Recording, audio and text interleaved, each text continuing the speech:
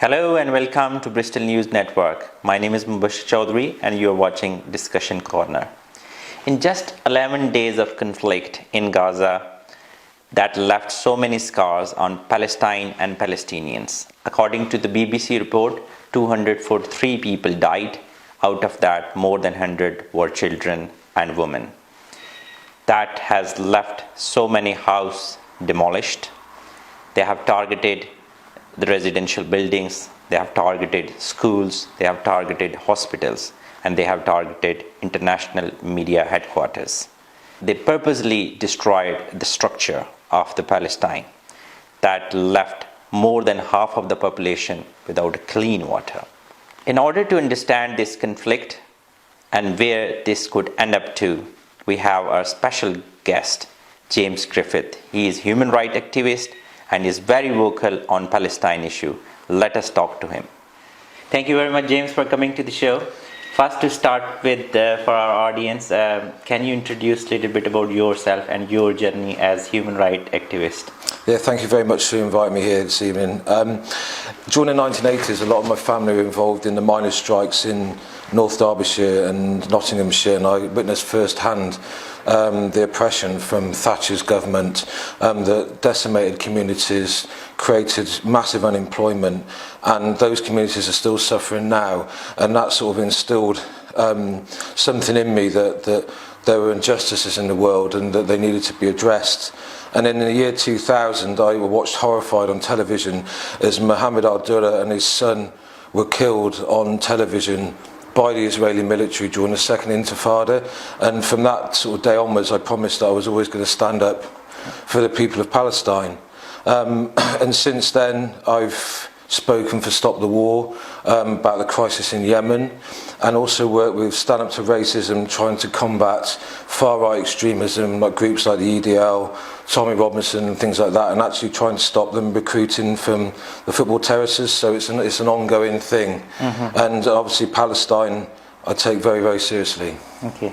With regards to Palestine, like how you see this conflict, because different people have different views on it. So what is your view, what the Palestine issue is? Okay, so in 1948, the Nakba happened, and since then it's just been a continuous sort of oppression by the by successive Israeli governments on the Palestinians, all the time losing land, losing rights. And obviously since the blockade of Gaza in 2007, Israel has completely controlled what goes in and out of the occupied territories. So many areas only have 2 hours of electricity or running water a day.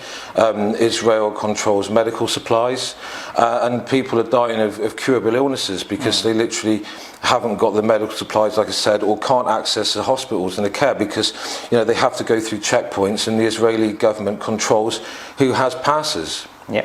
And also the Israeli military can go into the occupied territories and just say serve a notice on a house for it to be demolished.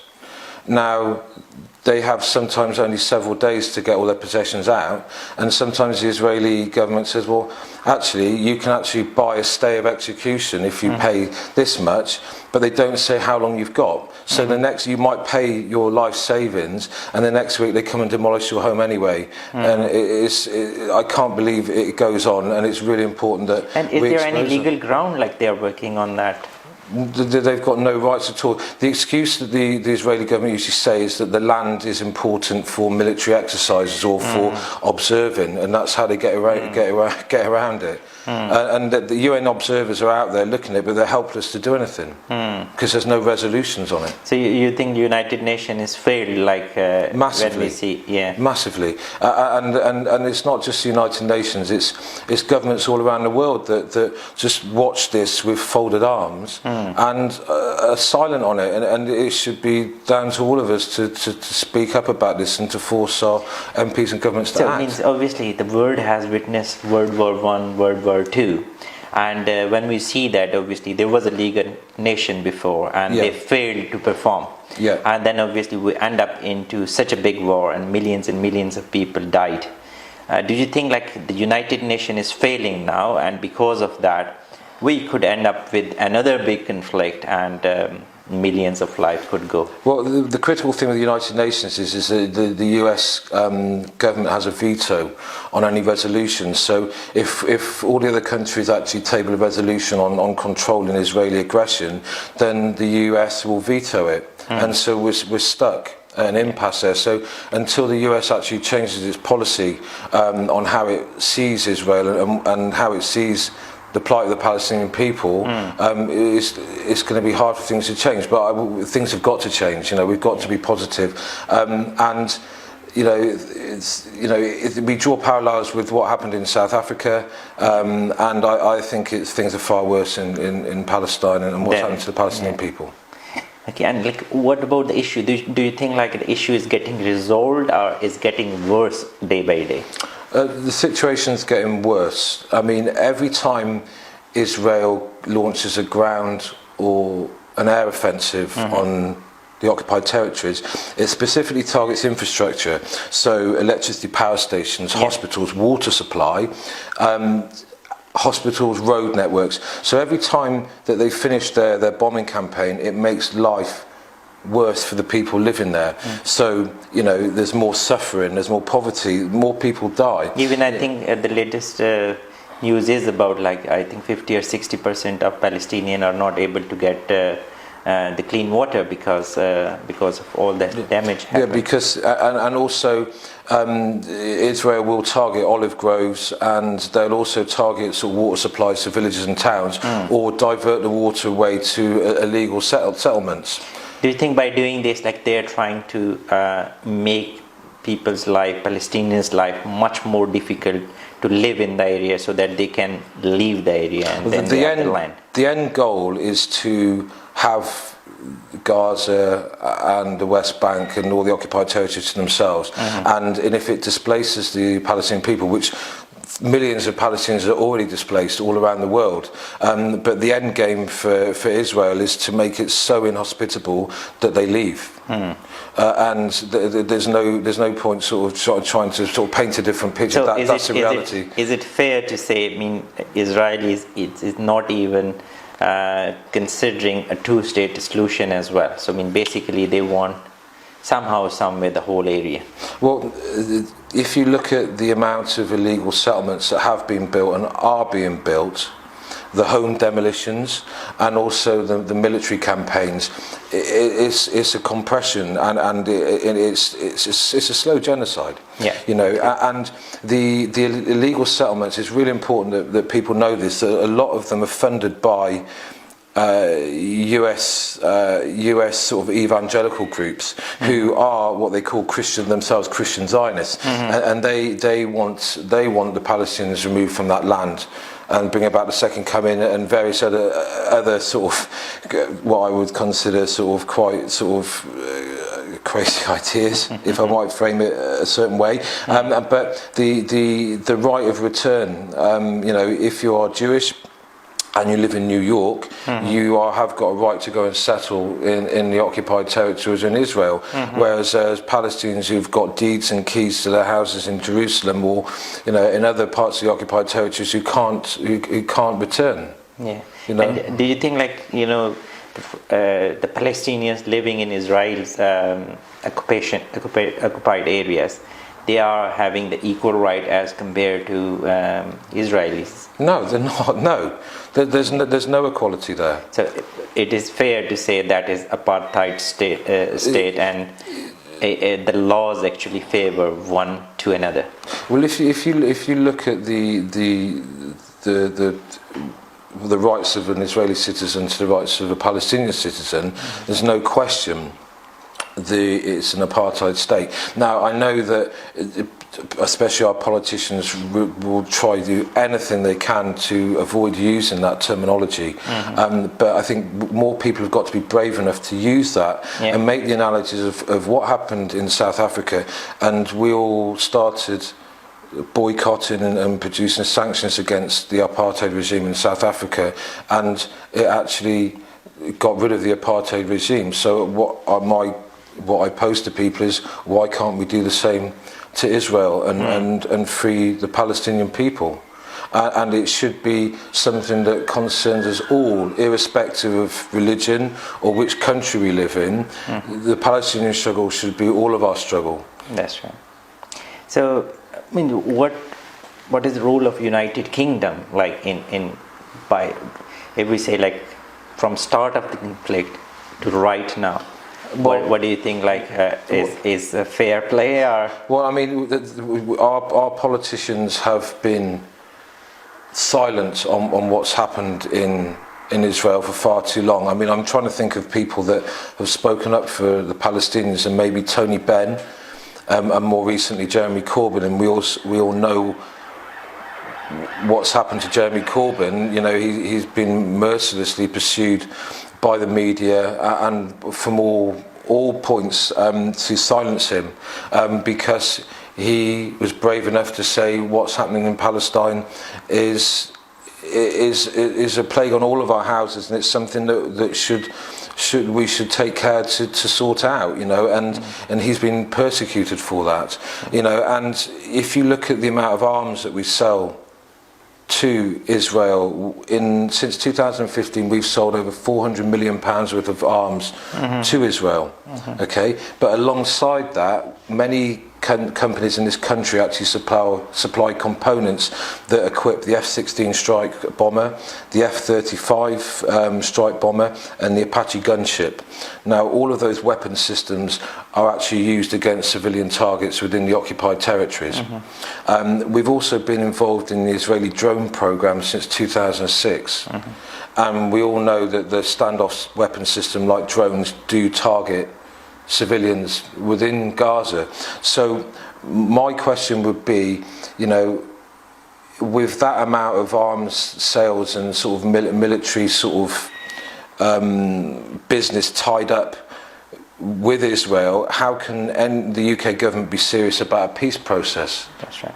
Do you think, like, it's basically the prophet speaks, is not the humanity, is not the ethics? So basically the money tied up within British companies trumps the humanitarian end game, because I think Zara Sultana MP today asked a question in the House of Commons and actually said to the Prime Minister, could you actually reassure me that these 3 children that died in the recent violence weren't killed by UK weapons, and he couldn't answer the question.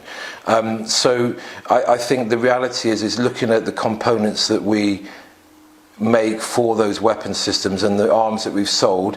I mean, I'd quite happily sort of say now that a great majority are used and do kill civilians, and it's purely profit over life. Yeah. And that should shock everyone, and it's something that, you know, should spur our anger and indignation and make us want to stop it straight away. That's right. So, I mean, when we talk about the political parties, obviously the party which is in government, like, which is conservative, we do not see any positive comments in terms of Palestine, but we do not see much of the opposition as well. How do you see that? Like, because obviously the government point of view could be because of whatever reason, but the political parties which are opposing, in opposition, so they're supposed to raise their voice. So have you seen it? I mean, so if we look at the opposition, which are obviously in this country is the Labour Party, apart from Richard Bergen and Zara Sultana, I haven't really seen any other Labour MPs publicly condemn what's been happening to any serious degree. Richard Bergen stood up in Parliament last week and said that the killing of innocent civilians and children in Gaza was a world tragedy, and that we should instantly stop selling arms to Israel. He was brave enough to say that. Zara Sultana the same, but I'm afraid to say that Keir Starmer has been completely silent on the issue. And in fact, you know, last Saturday when 180,000 people marched through London and had a rally in Hyde Park, he wasn't present, didn't post anything to support it on social media, and hasn't before or since. So considering that Labour in their manifesto have 3 pledges on Palestine, they say that that we should instantly, if we get into government, instantly recognise the state of Palestine. We should instantly stop selling arms to Israel, and we should also lobby the UN to launch a war crimes investigation on Israel. That's actually in Labour Party policy. So you'd think that the leadership and those around him would be pushing for that. So I mean, I'd say to anyone who's a member of the Labour Party, you should be lobbying your MP to speak up about this. It's really, really important. Okay. Right. So. Means obviously I would say like this is a critical point, and obviously the history will look at it, and history will see like who was standing where. Were you standing on the right side of the history or the wrong side of the history? Yeah. Do you think I understand like you was part of Labour Party, and is the Labour Party with right at this point is standing with the right side of the history? I think Desmond Tutu said that if you are silent in times of injustice, you choose the side of the oppressor. And at the moment, there are too many silent people, and we need more people to stand up for Palestine and the Palestinian people, and to push back against the oppression by successive Israeli governments and regimes, and actually stop the killing and improve their standard of life. Because I think any one of us who has got a shred of humanity in us, should look at the pictures from Gaza and the West Bank, and that's no way for a human being to live.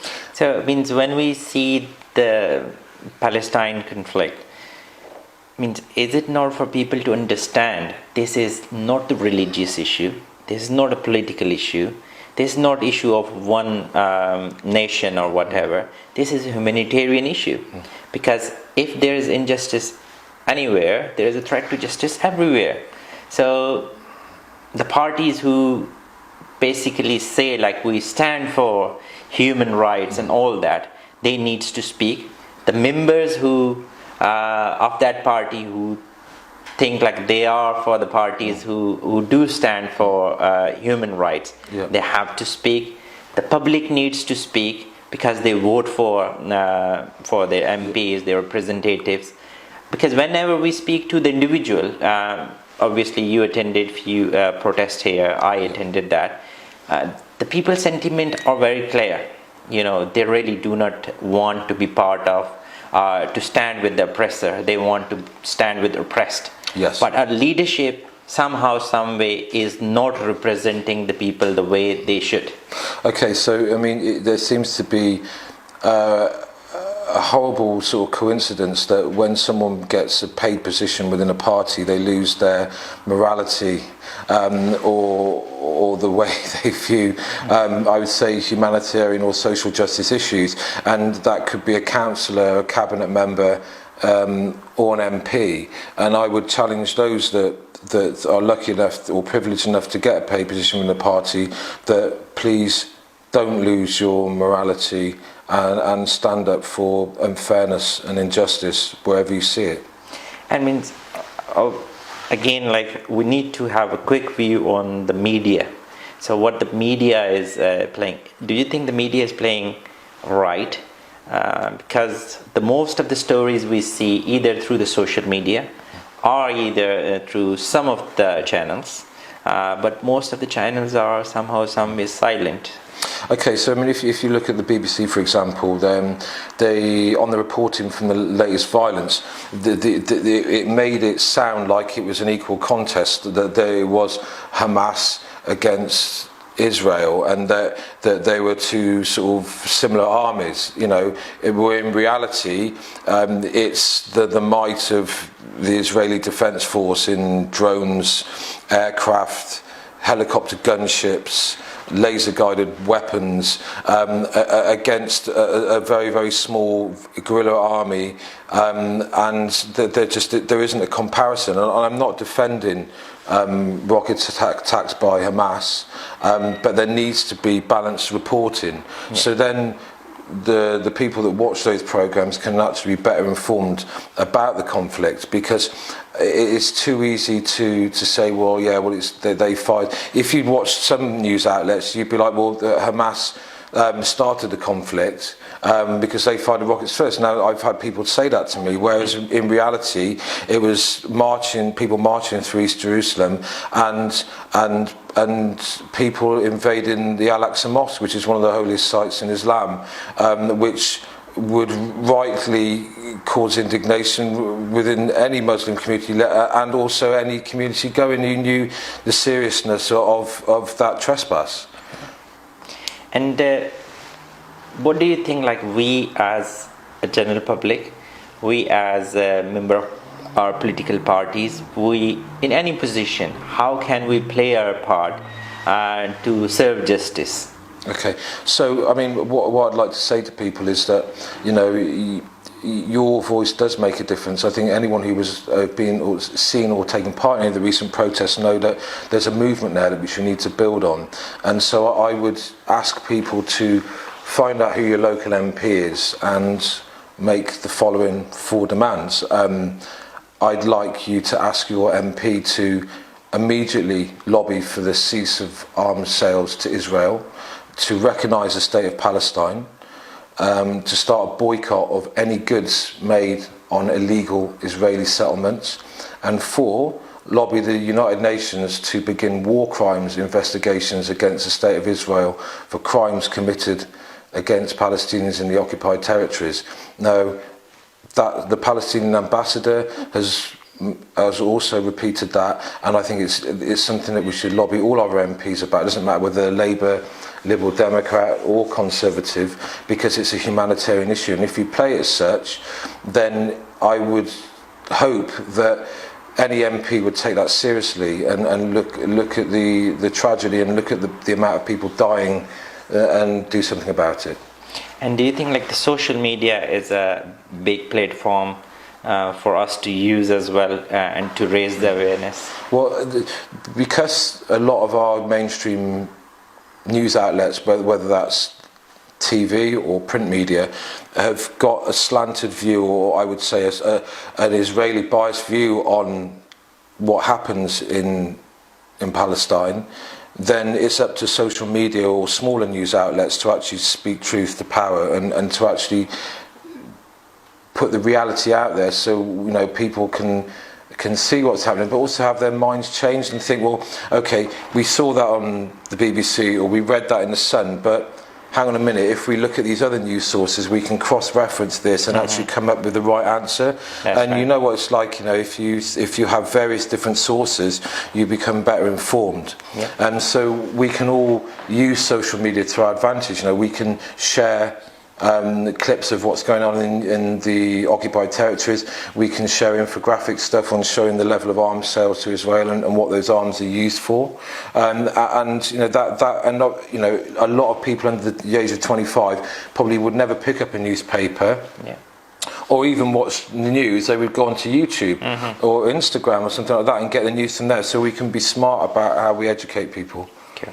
And finally, what do you wish to see how this conflict can be resolved? Okay, so first of all, we need to lift the blockade of Gaza and improve the quality of life for people living there. Yeah. And try and get some equality there.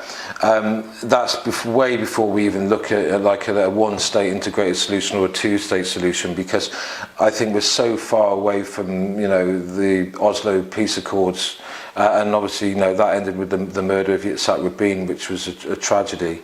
So Israeli settler expansion has made it very difficult to look at defined borders for a two-state solution.